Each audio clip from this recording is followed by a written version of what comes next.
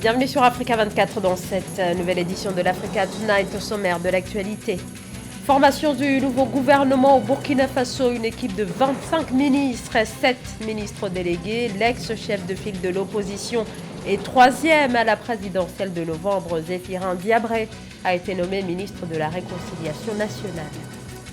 Pouvoir et opposition en ordre de bataille au Bénin pour l'élection présidentielle prévue le 11 avril. Les partisans de Nathanaël Coty, président d'honneur du Parti pour l'engagement et la relève, l'exhortent à se présenter.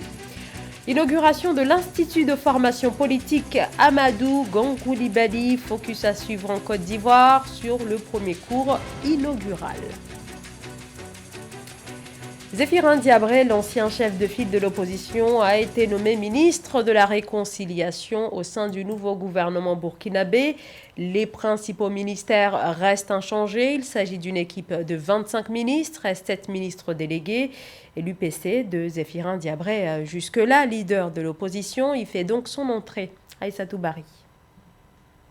Au Burkina Faso, le nouveau gouvernement vient d'être dévoilé. L'ex-chef de file de l'opposition, Zéphirin Diabré, a été nommé ministre de la Réconciliation nationale. Chef de file de l'opposition depuis 2012, M. Diabré, deuxième de la présidentielle de 2015, est arrivé en troisième position de la présidentielle de novembre 2020 avec 12,46% des voix. C'est donc un message d'ouverture et d'apaisement qui marque ainsi une volonté politique d'aller à la réconciliation nationale, qui est un chantier crucial pendant les 5 ans à venir. Lors de la campagne présidentielle, le candidat Zéphirin Diabré avait mis l'accent sur la réconciliation nationale. Il avait alors annoncé que s'il était élu, il engagerait un dialogue avec certains groupes armés afin de trouver une issue à la crise sécuritaire que traverse le pays. Le candidat et opposant Diabré a beaucoup prêché la réconciliation nationale. En septembre dernier, on se rappelle, dans une tribune, il a souligné l'impérieuse nécessité d'inviter toutes les forces vives de la nation à l'œuvre de réconciliation nationale,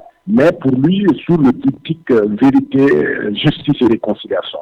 Zéphirin Diabré n'avait de cesse de dire qu'il était le seul candidat à même de réconcilier les Burkinabés, parce que n'ayant de problème ni avec les partisans de l'ancien régime de Blaise Compaoré, ni avec ceux du NPP, c'est-à-dire le parti au pouvoir. Donc désormais on peut dire c'est à lui de montrer aux Burkinabés qu'il a prêché vrai et que son profil est finalement le mieux indiqué pour réconcilier les Burkinabés, pour essuyer le tissu social qui a été, on peut le dire, fortement fragilisé pendant les 5 dernières années. Le Burkina Faso est en proie depuis 2015 à des attaques djihadistes récurrentes qui ont fait au moins 1200 morts et 1 million de déplacés internes. Des pans entiers du territoire échappent au contrôle de l'État et n'ont pu participer aux élections présidentielles et législatives du 22 novembre en raison de l'insécurité. Présidentielle 2021 au Bénin, pouvoir et opposition. Chaque formation tente de se positionner à 3 mois du scrutin du 11 avril. Des mouvements politiques et une partie de la société civile appellent à la candidature de Nathanaël Coty, président d'honneur du Parti pour l'engagement et la relève. Reportage de notre correspondant Lefti Ounou. En attente du mot d'ordre des instances dirigeantes du Parti pour l'engagement et la relève PER pour la présidentielle d'avril 2021 au Bénin, des mouvements politiques et acteurs de la société civile suscitent la candidature du président d'honneur du parti. La mobilisation autour de la candidature du docteur Nathanaël Coty a été annoncée par l'électorat acquis à la cause du PER depuis le département du Zou au centre du Bénin en présence de délégations de plusieurs départements du pays.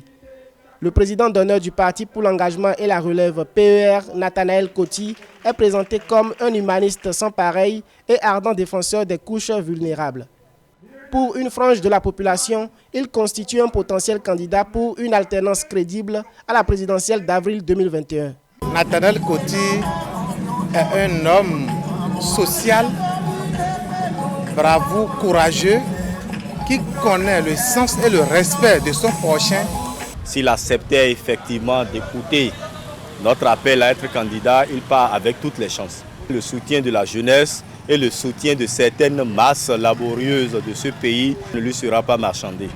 Porteur de grandes ambitions, Nathanaël Coty est titulaire d'un doctorat en environnement, transport et développement et président fondateur de AHR Fondation. À l'occasion du congrès extraordinaire du PER dans le département du Zou, Militants, sympathisants et population ont appelé le docteur Nathanaël Coty à s'engager dans la course à la présidentielle d'avril 2021. Votre appel de ce jour, si solennel et si pressant, est bien reçu et nous ferons le devoir de le transmettre à qui de droit pour qu'en son temps, il vous exprime de vive voix quel écho cette sollicitation a eu dans son cœur. Le potentiel candidat à la présidentielle d'avril 2021, le docteur Nathanaël Coty, milite pour la sauvegarde des acquis démocratiques et la cohésion nationale. A noter que tout candidat à l'élection présidentielle devra avoir le parrainage de 16 députés et ou maires sur 159 élus, dont 153 appartenant aux deux blocs politiques épaulés par le président Patrice Talon, et fournir 50 millions de francs CFA pour caution. La situation sanitaire reste préoccupante au Sénégal avec des centaines de nouvelles contaminations au Covid-19 enregistrées chaque jour dans le pays. Face à la recrudescence des cas, les autorités ont mis en place un couvre-feu dans les régions de Dakar et de Thiès, une mesure loin de faire l'unanimité. Ange Bijounomeniu. La tension est redescendue à Dakar et ses environs. L'annonce du couvre-feu par le président Macky Sall avait provoqué un tollé de manifestations sur la presqu'île. Les populations ne supportent pas l'idée de retourner en état d'urgence au regard des restrictions que cela implique. Pour certaines voix désignées, les mesures de protection contre la Covid ne devraient pas se faire sans accompagnement. Les réactions qui ont eu montrent que nos populations ne sont pas préparées à s'adapter à certaines mesures comme le sont les pays européens. Et qu'il faudrait que nos dirigeants prennent conscience de cela. Un couvre-feu à Paris ne peut pas être un couvre-feu à Dakar parce que les situations ne sont pas les mêmes. Le nombre de contaminations a monté d'un cran au Sénégal. Les statistiques ont révélé que 21 245 personnes sont actuellement touchées par le virus et 465 en sont mortes. Pour tenter de freiner la propagation, le président Macky Sall a donc décidé d'imposer un couvre-feu à Dakar et à Thiès le 5 janvier 2021. L'urgence pour moi est que le gouvernement puisse se concentrer pour doter toutes les structures sanitaires, au moins dans chaque département ou dans chaque région, des structures sanitaires capables d'accueillir des personnes dans des situations de réanimation. Si le gouvernement s'accorde sur ces dispositions et prend l'engagement de le faire, je crois qu'on peut gérer l'épidémie. L'État doit, à mon niveau, regarder un peu la situation. L'Afrique, le Sénégal ou la Côte d'Ivoire, ce n'est pas la France, ce n'est pas l'Europe. Nous n'avons pas les mêmes réactions par rapport aux épidémies. La pandémie de Covid-19 continue de progresser sur le continent africain. Plusieurs pays ont décidé de prendre des mesures de protection similaires au Sénégal pour pouvoir freiner la maladie. À l'heure actuelle, le nombre de cas s'élève à 3 51 581 cas sur le continent. Et dans l'actualité également, le début ce lundi d'une grève générale dans la fonction publique au Tchad. Les établissements scolaires, l'administration, mais aussi les hôpitaux sont touchés par le mouvement de grève. En cause, le non-respect des engagements pris par le gouvernement, engagements portant notamment sur la restauration d'avantages sociaux supprimés depuis 2016. Le gouvernement lui considère que ces avantages ont quasiment tous été réintroduits. En Côte d'Ivoire, l'Institut de formation politique Amadou Gon Coulibaly a donné son premier cours inaugural le 9 janvier. Plus d'une centaine d'étudiants ont pris part à ce cours qui a été donné par l'ancien Premier ministre français Jean-Pierre Raffarin. Thématique retenue, le leadership. Ange Bijounomeniu. Après l'inauguration, place au premier cours magistral à l'Institut de formation politique Amadou Gon Coulibaly. Samedi 9 janvier 2021, plusieurs étudiants et membres de la vie associative se sont retrouvés au plateau 6 à Abidjan pour suivre un cours sur le leadership. L'ex-premier ministre français Jean-Pierre Raffarin en était l'animateur. J'ai un message principal pour les jeunes, c'est que la violence est une impasse. La violence ne conduit qu'à la misère.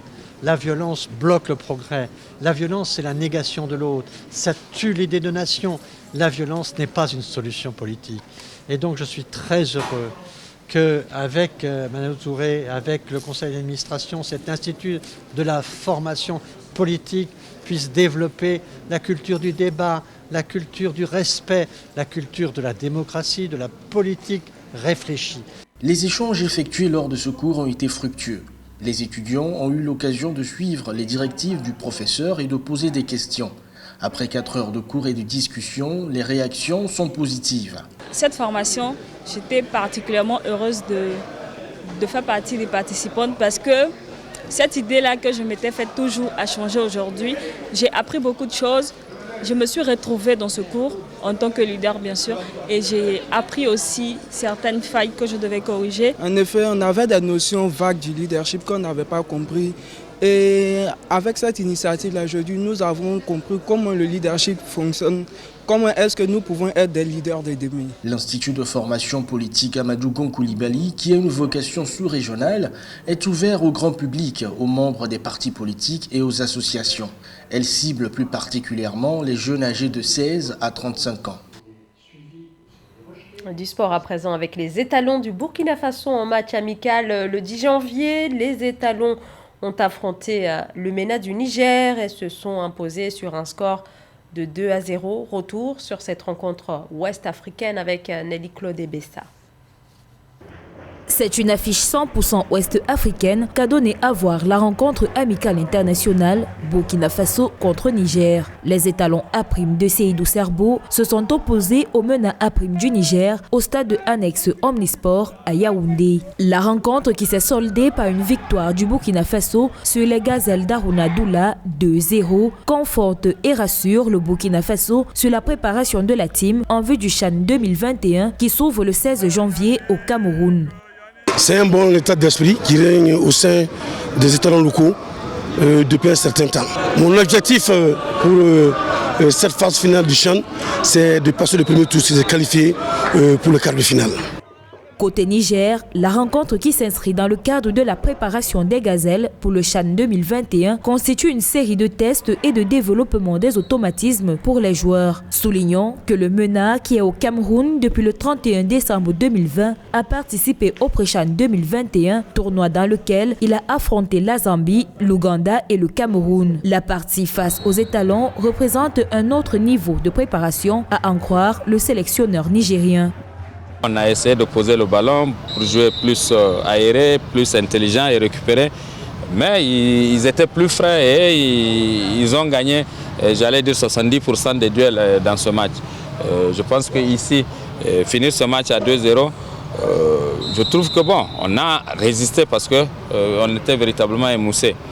Précisons que dans le cadre du CHAN 2021, le Burkina Faso se trouve dans la poule A aux côtés du Cameroun, pays hôte, du Mali et du Zimbabwe. Le MENA du Niger, quant à lui, se trouve dans la poule B avec les Chevaliers de la Méditerranée de la Libye, les Diables Rouges du Congo et les Léopards de la République démocratique du Congo. C'est la fin de ce journal. Merci de nous avoir suivis. Dans un instant, une nouvelle édition de l'actualité sur Africa 24.